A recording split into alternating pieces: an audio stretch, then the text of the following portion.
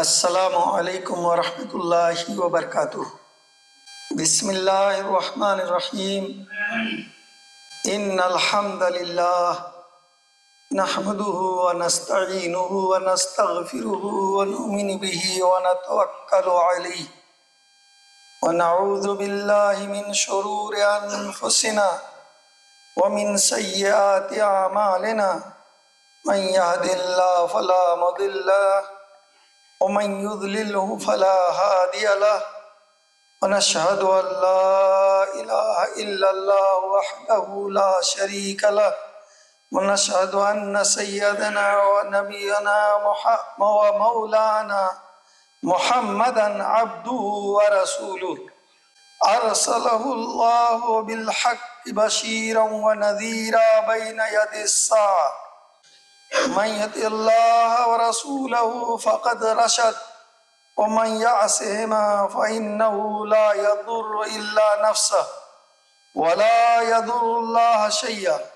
أما بعد أعوذ بالله من الشيطان الرجيم بسم الله الرحمن الرحيم يا أيها الذين آمنوا كتب عليكم الصيام كما كتب على الذين من قبلكم لعلكم تتقون بسم الله الرحمن الرحيم شهر رمضان الذي أنزل فيه القرآن هدى للناس وبينات من الهدى والفرقان ربنا آمنا بما أنزلت واتبعنا الرسول فاكتبنا مع الشاهدين۔ محترم حاضرین جمعہ، الحمدللہ ثم الحمدللہ، رمضان المبارک کا نہایت ہی بابرکت مہینہ شروع ہو گیا ہے۔ ہم لوگ سارے مسلمان اس کی فیوز و برکات سے زیادہ فائدہ اٹھانے کی کوشش کر رہے ہیں۔ اللہ ہمیں زیادہ سے زیادہ اس رمضان المبارک کے فوائد کو سمیٹنے کی توفیق عطا فرمائے۔ محترم بھائیوں، اس سے پہلے والے جمعہ میں نے رمضان المبارک کی اہمیت آپ کے سامنے رکھی تھی کہ اس کی کیا اہمیت ہے۔ آج آپ کے سامنے خاص طور سے اس کے فوائد کیا ہیں اس پر کچھ باتیں رکھنے کی کوشش کروں گا۔ آپ سب سے پہلے ایک بات ذہن نشی کر لیں، اس کو ہمیشہ یاد رکھیں اور ہر چیز میں غور کریں کہ اللہ رب العزت نے جو عبادت بھی فرض کی وہ کوئی رسم نہیں ہے، نہ ہی اس میں اللہ کا کوئی فائدہ ہے، نہ ہی یہ ایسے ہی بلا مطلب کے ہے، بلکہ ہر ایک کا ایک مقصد ہے اور وہ ساری عبادات اگر آپ کریں گے تو وہ مقصد تو جو عظیم ہے وہ حاصل ہوگا ہی، اس کے علاوہ اس دھرتی پر وہ چیز آپ کی زندگی کے لیے نہایت ہی مفید بھی ثابت ہوگی، آپ کی زندگی کو بنا دے گی، سنوار دے گی۔ یعنی ہر عبادت کا فائدہ عبادت کرنے والے ہی کو ملتا ہے۔ اس کا ایک فائدہ تو وہ ہوتا ہے جو اس دنیا کی زندگی کو وہ بہتر سے بہتر بناتا ہے۔ اللہ تعالیٰ نے انسانوں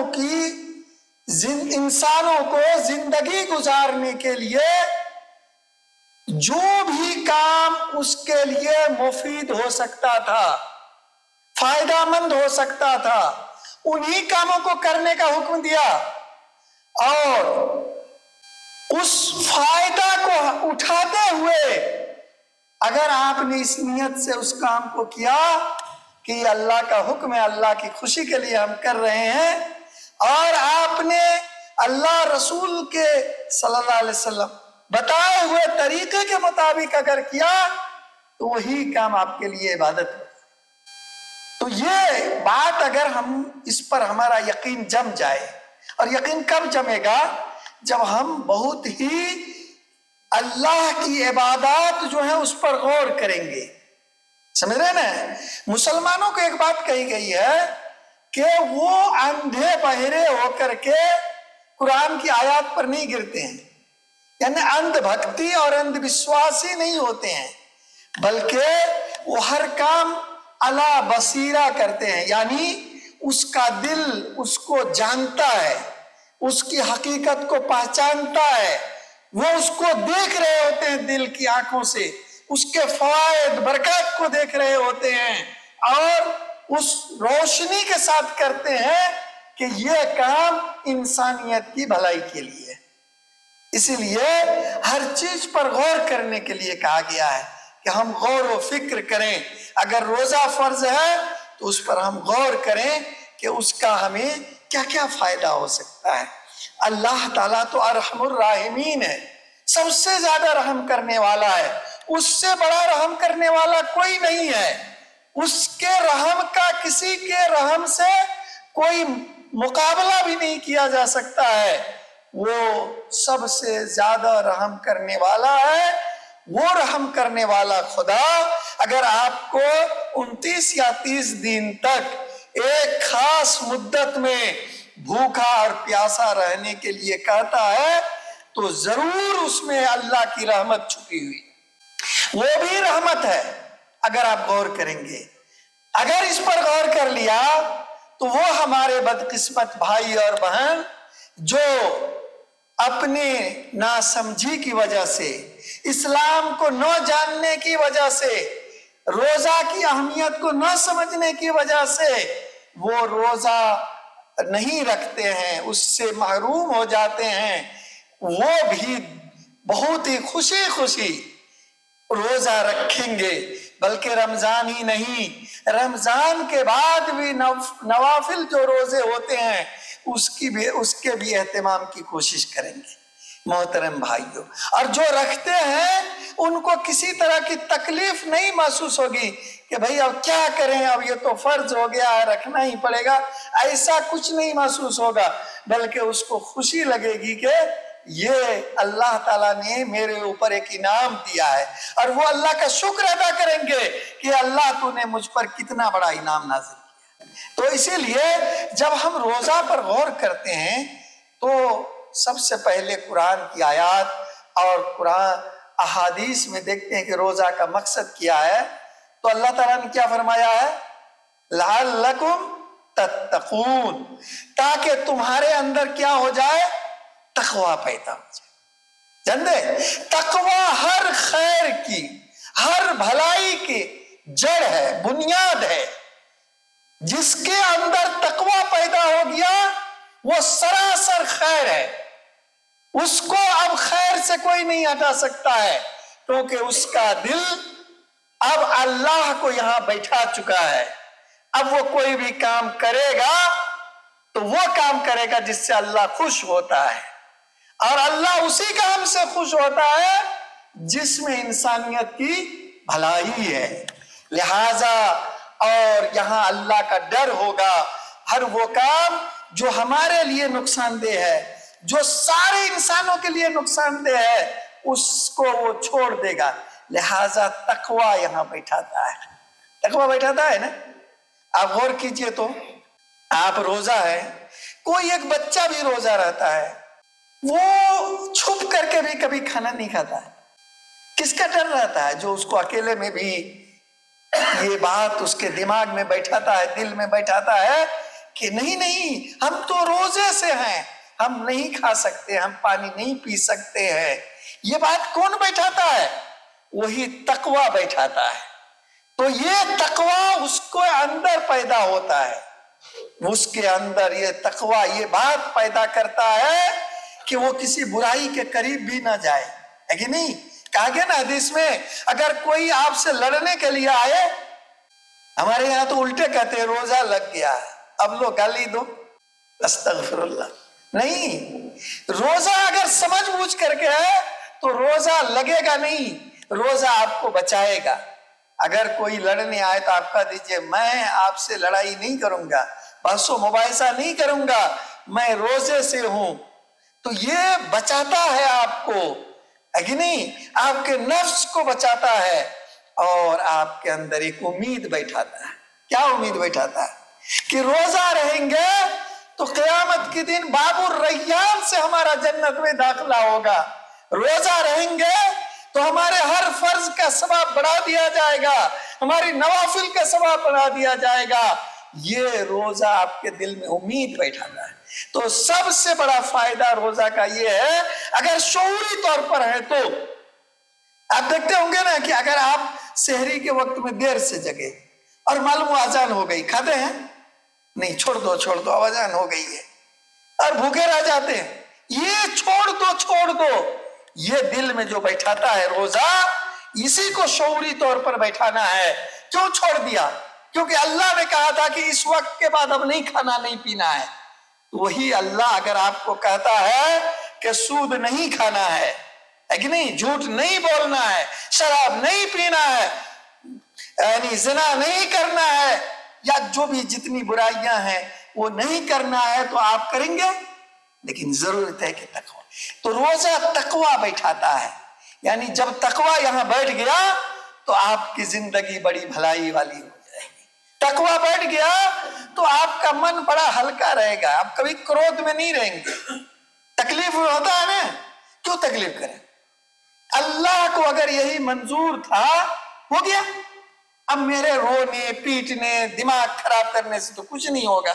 تو ہم صبر کریں گے اور اللہ صبر کرنے والوں کے ساتھ ہے. تو یہ تقوی انسان کو ہر طرح کی بھلائی ہے. دوسری چیز کیا ہے؟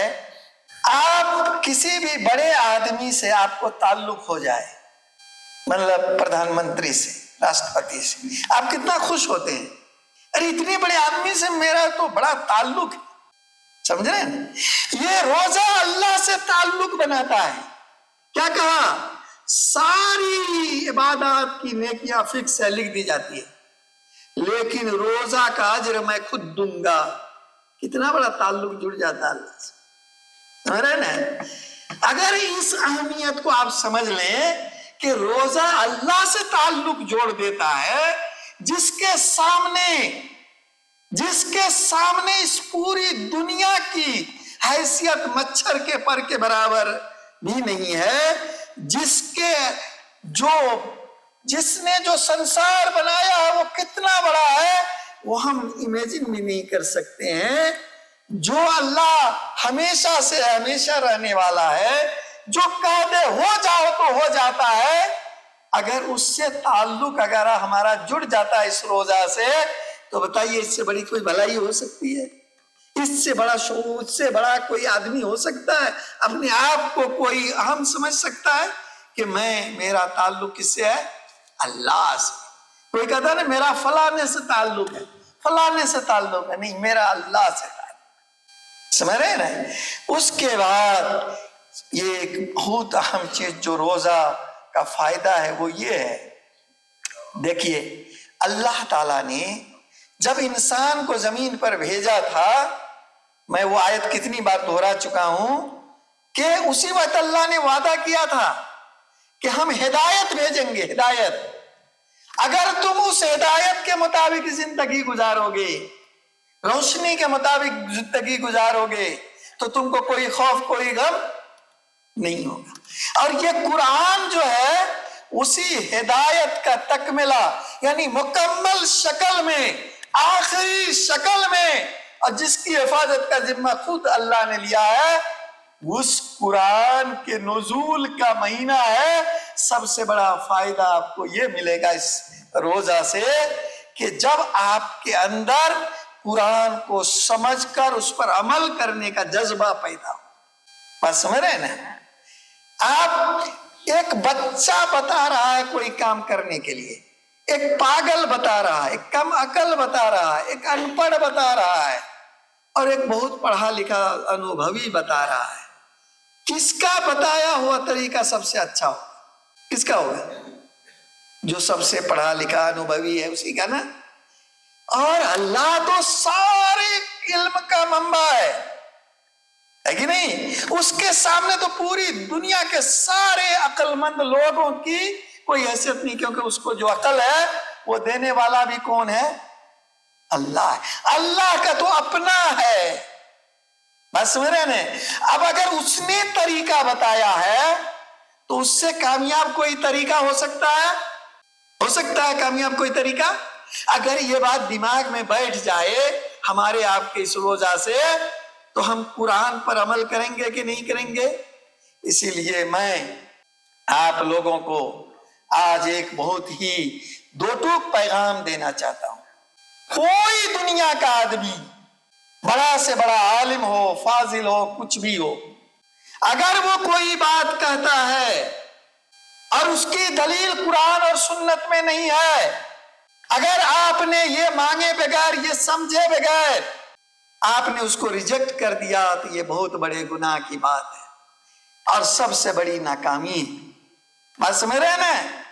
کوئی بھی ہو، اس کو کس کے مطابق بات کرنی ہوگی؟ قرآن کے مطابق۔ آج کیا ہے؟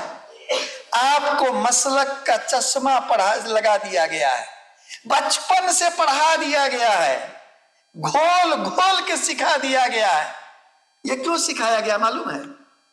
جب آپ قرآن سے دور ہو جائیں گے، قرآن کو نہیں سمجھیں گے، جو صحیح راستہ ہے، حقیقی راستہ ہے، تو یہ جو دھرم کے نام پر، مذہب کے نام پر یہ جو دکانیں چلانے والے لوگ آپ سے مختلف ناموں میں پیسہ اینٹھتے رہتے ہیں، جو آپ کو مختلف اندھ وشواسی طریقے سے اپنی دکانیں چلا رہے ہوتے ہیں اور آپ سے بہت سارے معاملات میں آپ کو وہ کرتے رہتے ہیں، آپ کا ایکسپلائٹ اور استحصال کرتے رہتے ہیں، یہ سے لوگ آپ کو نہیں چاہتے ہیں کہ آپ قرآن اور سنت کو سمجھیں۔ بات سمجھ رہے ہیں نا؟ بڑا واقعہ ہے، بہت ہی اہم، بس ایک انش اس کا سنا دوں گا۔ شاہ ولی اللہ دہلوی رحمت اللہ علیہ نے جب قرآن کا ترجمہ کیا تو یہ سارے علماء جو مذہب کو دکان بنائے ہوئے تھے، جنہوں نے ہندوؤں کے پنڈت اور عیسائیوں سے یہ بات سیکھ لی تھی کہ یہ کچھ مذہبی قسم کے لوگ ہیں جن کو اس نام پر کچھ دچھنا، اس نام پر کچھ ہدیہ، اس نام پر یہ دو، تب تمہارا موکش اور تمہاری نجات ہوگی۔ اسی ڈھرے پر چلنے والے لوگ چاہتے تھے کہ مسلمان بھی قرآن کو نہ سمجھے، لہذا جب قرآن کا ترجمہ ہوا تو ایسے لوگ بل بلا اٹھے، کہا کہ اب لوگ قرآن خود سے پڑھ کے سمجھ لیں گے، کون میرے پاس آئے گا؟ اب تو میری چودراہٹ ہی ختم ہو گئی۔ لہٰذا انہوں نے ان کے خلاف فتوے لگائے، اتنا ہی نہیں کیا، ان پر جان لیوا حملہ کیا۔ لہٰذا میں آپ سے کہوں گا کہ ایسے اندھ وشواسیوں سے الگ ہو جائیے اور قرآن اور حدیث کو پکڑیے۔ یہی رمضان کے مہینہ کا پیغام بھی ہے اور یہی فائدہ بھی ہے، کیونکہ اللہ کے علاوہ کوئی آپ کو صحیح راستہ نہیں دکھا سکتا ہے، اور اللہ نے قرآن کو ہدایت کے لیے نازل کیا ہے۔ تو میرے محترم بھائی، آپ دیکھیے ابھی جمعہ میں آپ آئے ہیں، آپ کو امام صاحب کے لیے کچھ پیش کرنا پڑے گا، یہاں کچھ بھیٹی، تحفہ، ہدیہ ہے؟ ایسا قانون نہیں نا؟ آپ روزہ رہ رہے ہیں، آپ کو کسی مذہبی نمائندہ کو دینا ہے، یا آپ جو صدقۃ الفطر نکالیں گے کس کو دیں گے؟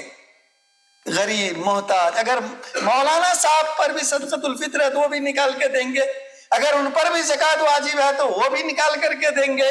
لیکن مذہب کے نام پر کوئی ایسا لینے والا کام اسلام نے نہیں رکھا ہے کہ کوئی مذہبی شخصیت مذہب کے نام، ایسی دکانداری کہیں پر بھی ہو، آپ سمجھ لیجئے کہ وہ اسلام نہیں ہو سکتا ہے۔ یہ بات بہت ہی واضح طور پر ہمارے دماغوں میں بیٹھ جانی چاہیے۔ محترم بھائیوں، یہ رمضان کا مہینہ نیکیوں سے شوق پیدا کرتا ہے، اس کی عادت لگا دیتا ہے کہ نہیں؟ آپ صبح اٹھے ہوں گے تو اٹھ کر کے تلاوت کر رہے ہوں گے، ذکر کر رہے ہوں گے، ہے کہ نہیں؟ دن بھر روزہ رہیں گے اور شام میں پھر تراویح کے لیے کھڑے ہو جائیں گے، نیکیوں کا شوق پیدا ہو رہا ہے کہ نہیں؟ کوئی آپ غریبوں کی لسٹ بنائیں گے، ان کو جا کر کے دیکھیں گے کہ ان کے یہاں افطار نہیں ہے تو افطار کا انتظام کر دیا جائے. دینی ادارے ہیں، تنظیمیں ہیں، مدارس ہیں، ان کو آپ اپنی سک بھر تعاون کریں گے. یہ نیکیوں کا عادت ڈالتا ہے، نیکیوں کا. سچ بولیں گے، ہے کہ نہیں؟ تو نیکی پر عمل کرنے کا یہ آپ کو ایک طرح سے عادی بنا دیتا ہے. جب 1 مہینہ عادت لگ جائے گی آپ کو تو پھر آئندہ بھی یہ عادت چلتی رہے گی. پھر آپ کے اندر سے اللہ کا ڈر نہیں ختم ہوگا میرے محترم بھائی. اور یہ برائی سے بچنے کا ذریعہ. اب ذرا غور کیجئے، میاں بیوی ایک دوسرے کے لیے حلال ہے، لیکن اللہ نے 2 بڑی بنیادی 3 ضرورت تھی. ایک کھانا، ایک پینا، ایک شہوانی ضرورت. بڑی مضر ضرورت ہوتی ہے. اللہ نے کہا کہ اس پر کنٹرول کرو. دن ہے آپ کو اپنی بیوی سے الگ رہنا ہے. بات سمجھ رہے ہیں نا؟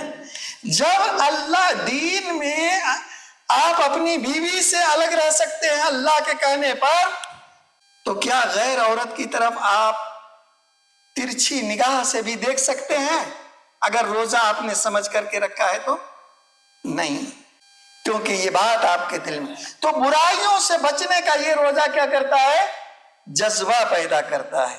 اور میرے محترم بھائیوں، اس مہینے کا ایک فائدہ سب سے بڑا کیا ہے کہ اس میں آپ کے بخشش کا اللہ نے وعدہ کیا. سمجھ رہے نا؟ بخشش کا. من صام رمضان ایمانا و احتسابا غفر له ما تقدم. اعلان کر دیا کہ جس نے ایمان اور احتساب کے ساتھ روزہ رکھا اس کے سارے گناہ معاف ہو گئے. سمجھ رہے نا؟ اس میں صرف وہ گناہ نہیں معاف ہوتے ہیں جو کبیرہ گناہ ہوتے ہیں، وہ توبہ سے معاف ہوتے ہیں. اور اگر کسی انسان کے ساتھ آپ کی لینی دینی یا جھگڑا یا کوئی مسئلہ ہے تو اس انسان نے سے آپ کو معافی مانگنی ہوگی. باقی سارے گناہ اللہ معاف کر دیتا ہے. گناہوں سے معافی کا مہینہ ہے. اس مہینے میں آپ کو ثواب بڑھا دیا جاتا ہے. دیکھیں نا، فرض کا ثواب بڑھا دیا گیا اور نفل کا ثواب بڑھا دیا گیا. اور اللہ تعالیٰ اس طرح سے اس مہینے میں یہ فائدہ پہنچاتا ہے کہ جب رمضان مکمل ہو تو ہم پاک صاف اللہ کی نظر میں ہوں، ہم جنت کے مستحق ہو جائیں. یہ روزہ کا مہینہ ہے. اس میں اس کا ایک بڑا فائدہ کیا ہے کہ اس میں وقت کی اہمیت کی تربیت دی جاتی ہے. وقت سب سے اہم چیز ہے. ابھی ہم لوگ کے یہاں سب سے غیر اہم وقت ہے کہ نہیں ہے؟ اور سارے پریشانیوں کی جڑ بھی وہی ہے. آپ تجارت کرتے ہیں، کسی سے وقت کا پابندی نہیں ہے کہ نہیں؟ آپ کسی سے وعدہ کرتے ہیں فلاں وقت کا، وہ وعدہ نہیں ہے. کوئی میٹنگ ہے اس کے وقت نہیں ہے. کسی جگہ کام کرتے ہیں وہاں وقت پہ نہیں پہنچتے ہیں. یا وقت ایسے ہی کھیرا جا رہا ہے، گزر رہا ہے، آپ اس کی قدر نہیں کرتے ہیں. تو یہ کہتا ہے کہ نہیں، وقت بڑی اہم چیز ہے. اسی لیے ایک وقت ہوا تو آپ نے کھانا چھوڑا اور ایک وقت ہوا تو آپ نے کھانا شروع کیا. کیسے آپ گھڑی دیکھتے رہتے ہیں، ہے کہ نہیں؟ انتظار میں جیسے ہی وقت ہو. یہ شعور آپ کی زندگی کے ہر کام میں، ہر لحاظ سے، ہر لمحے ہونا چاہیے. جیسے افطار کے وقت آپ پہلے ہی پہنچ جاتے ہیں، سحری پہلے ہی سے کوشش کرتے ہیں کہ ہم کھا پی کر کے وقت سے پہلے فارغ ہو جائیں. ویسے ہی کوئی بھی کام ہو تو اس کا جو ٹائم متعین ہے، ہم اس سے پہلے وہاں اس چیز کو شروعات کے لیے اپنے آپ کو تیار کر لیں. یہ ہے وقت کی پابندی جو اس سے سکھایا جاتا ہے. وقت کا احترام، وقت کی قیمت، یہ اس سے جو ہے. ایک ذرا وقت سے آپ نے بعد میں سحری کھایا، آپ کا روزہ نہیں ہوا، ختم ہو گیا. سمجھ رہے نا کتنی وقت کی اہمیت بتائی جا رہی ہے. اسی لیے وقت کو اہمیت دینے کا جو ہے یہ وہ روزہ سکھاتا ہے. اسی طرح سے جواب دہی کا احساس. ہم جو بھی کر رہے ہیں اللہ کے ہاں اس کی جواب دہی ہے، اللہ کو جواب دینا پڑے گا. ہم کوئی بھی کام نہیں کرتے ہیں جو اللہ کے ناراضگی کا ہو. محترم بھائیو، یہ ہمدردی اور مواسات کا مہینہ ہے. ہمدردی کا مہینہ ہے ایک دوسرے سے. جب آپ بھوکے رہتے ہیں، پیاسے رہتے ہیں، عصر کے بعد، مغرب سے پہلے انتہائی بھوک پیاس، اور ایسے وقت میں آپ کو احساس ہوتا ہے کہ ہمارے وہ بھائی اور بہن جس کے پاس کھانے پینے کے وسائل نہیں ہیں، وہ کیسے زندگی گزارتے ہوں گے۔ تب آپ کے دل میں ہمدردی پیدا ہوتی ہے، محبت پیدا ہوتی ہے۔ جب آپ کے دل میں یہ بات آتی ہے کہ یہ سارے انسان تو اللہ کی مخلوق ہیں، اللہ ہی کے پیدا کردہ ہیں، وہ ہمارے بھائی بہن ہیں، تب آپ کے دل میں ہمدردی پیدا ہوگی۔ تب جا کر کے آپ، لہذا یہ ہمدردی اور محبت کا مہینہ ہے۔ آپ اس لیے اس مہینے میں ہم ہمدردی اور محبت پیدا کریں۔ یہ مال خرچ کرنے کی رغبت کا مہینہ ہے کہ نہیں؟ آپ اس مہینے میں نبی صلی اللہ علیہ وسلم آندھی کی طرح مال خرچ کرتے تھے۔ اس مہینے میں آپ جتنا مال خرچ کریں گے کئی گنا بڑھا کے دے گا، اور اللہ آپ کے مال میں برکت بھی دے گا۔ سمجھ رہے ہیں نا؟ برکت کے بہت سارے طریقے ہیں، آپ بہت ساری برکت کو نہیں سمجھ پائیں گے، اور بہت سارے کا فائدہ یہی نہیں ملے گا۔ کب ملے گا؟ قیامت میں ملے گا۔ تو آپ سوچیں گے کہ اگر وہاں نہ ملتا اور یہی ملتا تو آج بڑا فائدہ ہوتا۔ اسی لیے آپ، برکت کا یہ مہینہ ہے، لہٰذا آپ اللہ کے راستے میں خوب مال خرچ کیجئے، خوب مال خرچ کیجئے۔ اس مہینے میں خرچ کر کے کمانا ہے، اس مہینے میں بچا کے نہیں کمانا ہے، اس مہینے میں مال خرچ کرنا، تاکہ اس دل میں مال کے بجائے اللہ کی محبت پیدا ہو۔ اس دل میں یہ پیدا ہو جائے کہ جو مال میرے پاس ہے وہ اللہ کی امانت ہے، میری دماغ کی اور ٹیلنٹ کی اور محنت کی کمائی وہ نہیں ہے، اللہ کا فضل ہے، یہ دل میں بیٹھ جائے اور مال خرچ کرے۔ یہ ضبط نفس کا مہینہ ہے، اپنے اوپر ہے کہ نہیں، خود پر جس نے کنٹرول کر لیا اس سے کامیاب کوئی آدمی ہے؟ غصہ ہو کنٹرول کر لیجئے، مصیبت ہو کنٹرول کر لیجئے، خوشی ہو کنٹرول کیجئے۔ جس نے اپنے اوپر کنٹرول کر لیا وہی آدمی کامیاب ہو گیا۔ اس میں کنٹرولنگ سکھایا جاتا ہے کہ نہیں سکھایا جاتا؟ تو اسی طرح یہ اخلاقی تربیت کا مہینہ ہے، اور یہ روحانی تربیت کا مہینہ ہے، اور اس کے جسمانی بھی بہت سارے فائدے ہیں جو اس کا سائیڈ فائدہ، اصل فائدہ نہیں ہے۔ اگر اللہ نے اگلے جمعہ موقع دیا تو انشاءاللہ ان فوائد پر بھی میں کسی حد تک روشنی ڈالنے کی کوشش کروں گا۔ اللہ تعالیٰ سے دعا ہے کہ اللہ ہم سب کو سوچ سمجھ کر کے ایمان اور احتساب کے ساتھ روزہ رکھنے کی اور اس کے تقاضے کو پورا کرنے کی توفیق عطا فرمائے۔ آمین۔ وآخر دعوانا الحمدللہ۔